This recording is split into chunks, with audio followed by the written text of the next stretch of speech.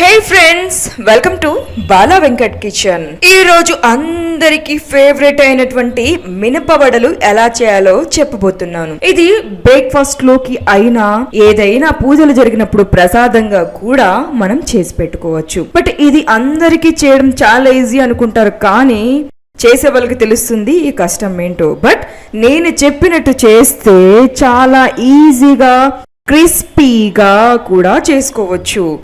And చివరి వరకు చూడండి ఇది ఎలా చేయాలో.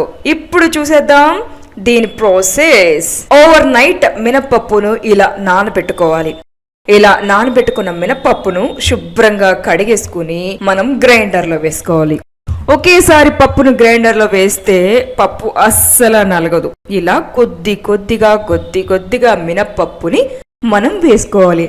అండ్ గుర్తుపెట్టుకోండి, అన్ని పిండిలాగానే ఈ పిండిలో మినపప్పు పట్టేటప్పుడు ఫుల్గా వాటర్ అస్సలు వేయకూడదు. పిండి అనేది గట్టిగా ఉంటేనే మనకి వడలు అనేవి వస్తాయి. నార్మల్గా మనం ఏ ఇడ్లీ పిండిలాగా పడితే మాత్రం అసలు రాదు. చూసారా, పప్పు ఇలా బరకగా మనం మిక్సీ చేసుకోవాలన్నమాట. ఇలా గ్రైండ్ చేసుకున్న పప్పులో ఒక 2 స్పూన్స్ జీలకర్ర, సరిపడా ఉప్పును వేసుకొని చక్కగా కలిపేసుకోవాలి. అండ్ వేసిన ఆ జీలకర్ర ఉప్పు కూడా మొత్తం అందులో కలిసేలాగా మిక్స్ చేసేసుకున్న తర్వాత చూడండి ఇలా పూర్తిగా కలిపేసుకున్న తర్వాత వేడి ఆయిల్లో వడలుగా ఒక్కొక్కటి ఒత్తుకుంటూ వేసుకోవాలి. అండ్ చాలా మంది ఏంటంటే పిండి వేసిన తర్వాత అప్పడంలో ఒత్తేస్తారు. అస్సలు అలా చేయకూడదు. ఇలా ఒక ముద్దను తీసుకుని చక్కగా స్మూత్గా ఒత్తాలి. దాన్ని గట్టిగా ఒత్తకుండా స్మూత్గా ఒత్తేసి చక్కగా దాని మధ్యలో హోల్ పెట్టుకోవాలన్నమాట. చూడండి ఇలా మనం చేసుకున్న దాన్ని అలా ఆయిల్లో వేసేసుకుంటే అసలు వడలు ఎంత బాగా వస్తాయంటే చాలా చాలా క్రిస్పీగా చాలా టేస్టీగా వస్తాయన్నమాట.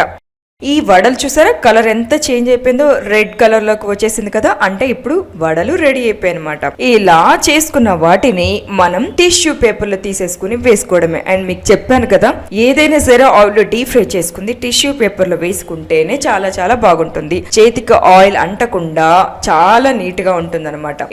ఇలా చేసుకున్న వాటన్నింటిని కూడా మనం తీసి పక్కన పెట్టేసుకుందాం. అండ్ చూసారా ఎంత బాగా వచ్చింది కదా, చూస్తుంటేనే అర్థమైపోతుంది కదా ఆ కలరు, ఆ వేసిన విధానం, ఆ పర్ఫెక్షన్. అండ్ నేను చూపెట్టినట్టుగా మీరు వేసినట్టయితే వడలు చాలా చాలా టేస్టీగా ఉంటాయి, చాలా బాగా వస్తాయి. అండ్ మీరు కూడా ట్రై చేసేయండి. చాలా సింపుల్ అంటే చాలా సింపుల్. ఇలా ట్రై చేసి మీరు కూడా కామెంట్ సెక్షన్ లో కామెంట్ చేయండి. అండ్ నా వీడియోని లైక్ చేయండి, షేర్ చేయండి, సబ్స్క్రైబ్ చేయండి. మళ్ళీ మీ ముందుకు ఇంకో వీడియోతో ఉంటాను.